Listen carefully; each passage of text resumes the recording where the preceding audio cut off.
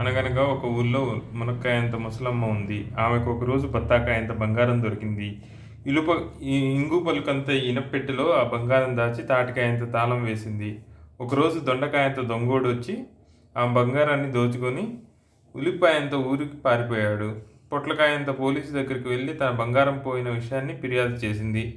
ములక్కాయంత ముసలమ్మ లవంగమంత లాఠీ పట్టుకొని, టమోటా బద్దంత టోపీ పెట్టుకొని, జీడికాయంత జీపు వేసుకొని దొంగను పట్టుకోవడానికి వెళ్ళాడు పొట్లకాయంత పోలీసు. రేగిపండు లాంటి రాత్రి, పనసకాయ లాంటి పగలు వెతికి వెతికి దొండకాయంత దొంగోడిని పట్టుకొచ్చి జామకాయంత జైల్లో పడేసి తాళం వేసి ములక్కాయంత ముసలమ్మకి కబురు చేశాడు పొట్లకాయంత పోలీసు. ములక్కాయంత ముసలమ్మ వచ్చి దొండకాయంత దొంగోడిని నానా తిట్లు తిట్టి బత్తాకాయంత బంగారాన్ని తీసుకొని పెసర బద్దంత బెల్లం మొక్క పొట్లకాయంత పోలీసుకి పెట్టింది. అది చూసి పుచ్చకాయంతో తన పొట్ట కదివేలా నవ్వాడు ఆ పోలీసు. That's all.